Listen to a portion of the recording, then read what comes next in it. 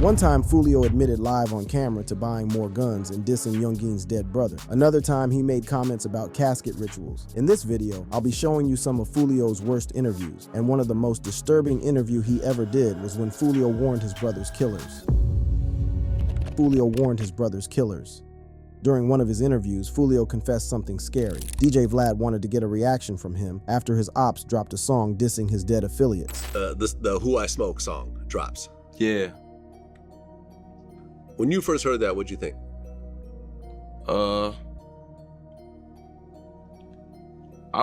ain't gonna say I was like, I wasn't mad at them who made the songs, cause I know they don't like me. That's what they gonna do. They gonna drop this song. Foolio made it clear that he expected it, but then, almost immediately, he subtly added in a threat by acting surprised that his ops were just done attending funerals and still wanted to mess with him. I was more or less like, damn, like, y'all just went to 2 funerals, that was y'all going. And then at one part when they speaking on my little brother's name, you know?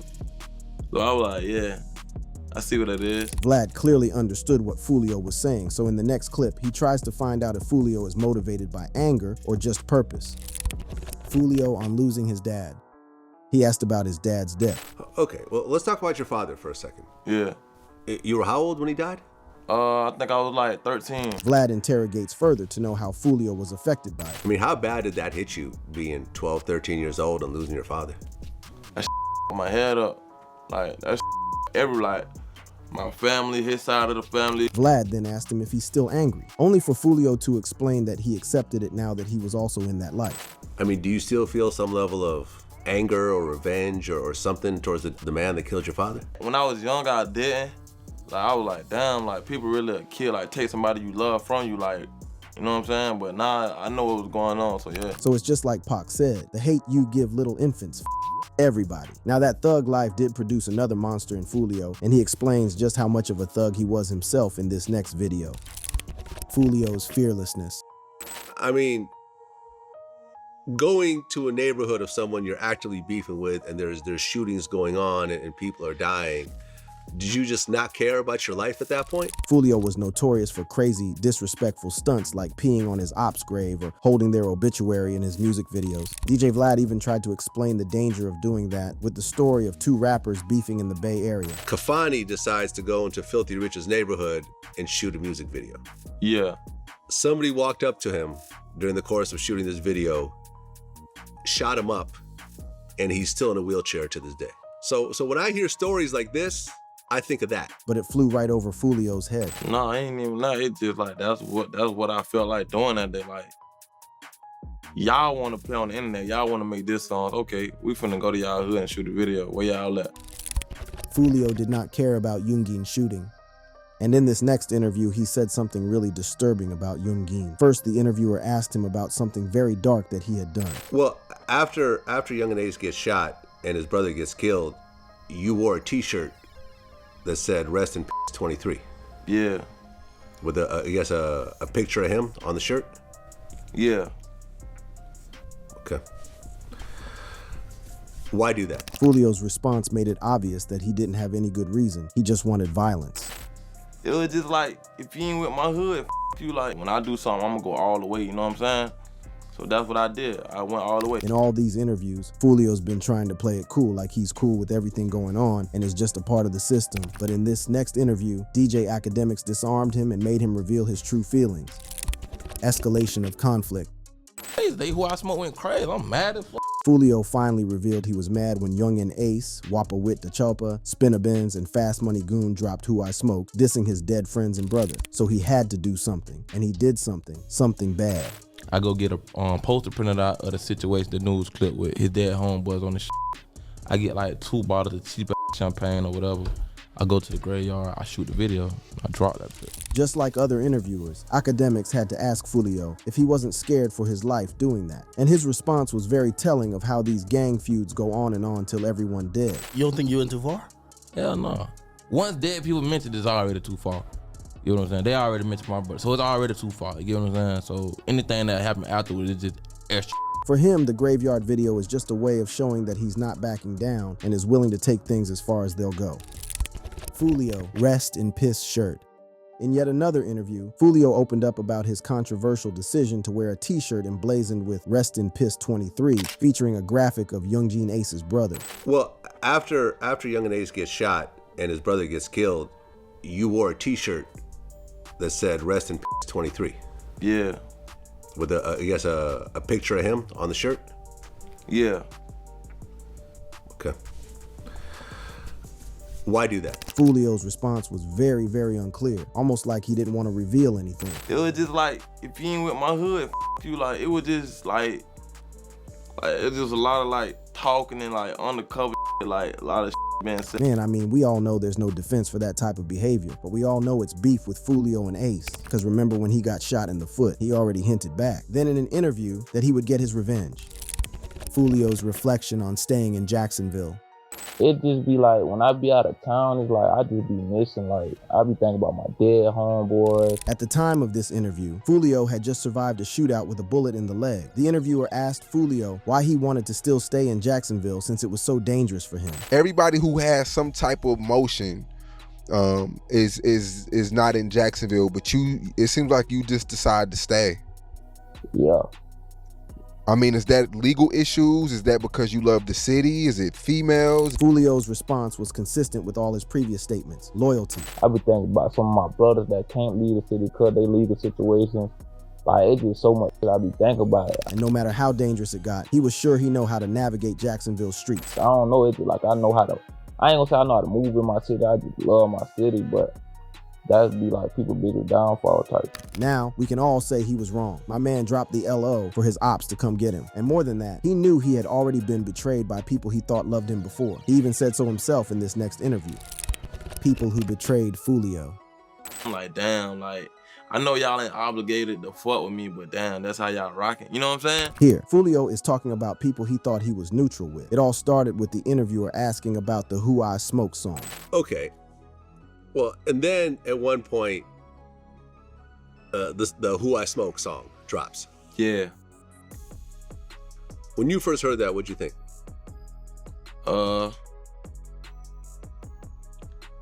ain't gonna say I was like, I wasn't mad at them who made the songs, cause I know they don't like me. What he's struggling to say here is that he actually knew some of these people who were now dissing his dead brother. And then like, the other people who was on the song, you know, they used to be in my music videos, like in Coming Up video with me stunning low. Them they in my videos. Boy, if that ain't a shocker. He reflected on how back in the day they were involved in his projects and seemed to be fans of his work. He mentioned that he was among the first to gain recognition and establish a name in his city. See, like everybody used to be a fan of Foolio. I was the first one to like have like a name in my city, you know. This revelation kind of gives some context for the next video I'm about to show you, where Foolio was wilding on his IG live.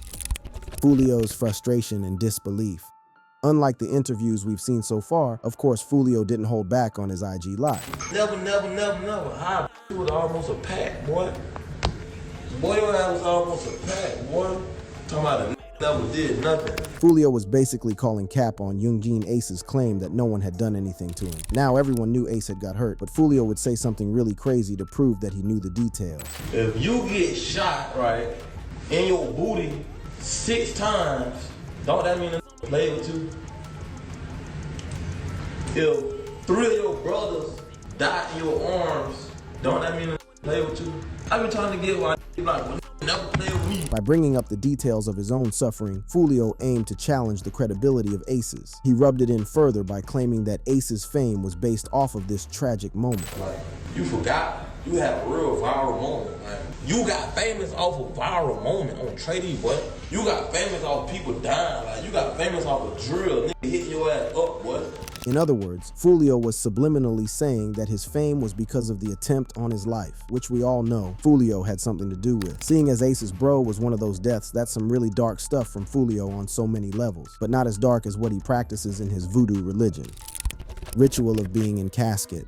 In another interview that caused a major stir before he died, Foolio dropped a bombshell that has fans and insiders alike on edge. It began with the interviewer asking about his dreads. For people that don't understand, like, what's like, how does a motherfucker grow that? Like, does it start off with dreads? And Foolio gave a long-winded answer that ended with the mention of voodoo, which caught the attention of the interviewer. The voodoo lady, she did my shit for me, got my shit right. Yeah. Speaking of like voodoo, like that's heavy out this way.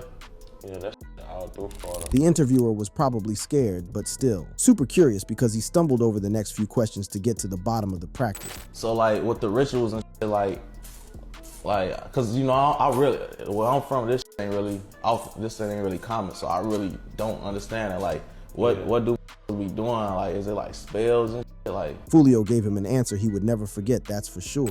It be like, you gotta go sleep in an open casket for like 5-6 days. Like, okay, you'll get it. You want to be fucked up about you. Take her here, give it like, and she'll just, you know what I'm saying, just witchcraft some shit, like, you know what I'm saying. The interviewer sneakily asked Foolio if he had seen any such rituals, and his response was simple. no, that shit crazy. Imagine what kind of rituals this man did for his ops. Well, he did more than just rituals. As Foolio revealed in this next interview, my man was strapped. Foolio on buying more guns. In the interview, the host mentioned that some people thought Foolio was lying about the shootout he had been involved in. Foolio's response was sharp and loaded with frustration. A lot of people thought you were lying. Yeah.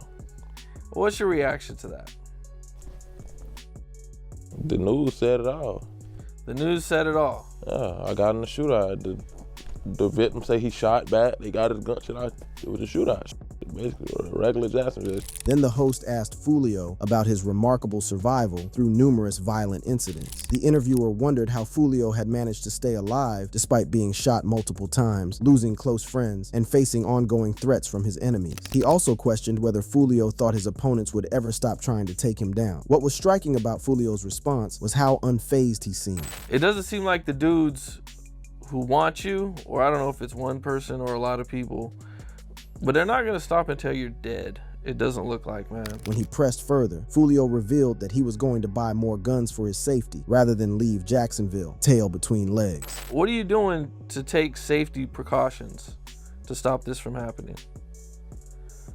Buy more guns. It wasn't always like this, though. Foolio once revealed that he and Ace seemed to have returned to good terms, but immediately something weird happened. Conversation with Young and Ace.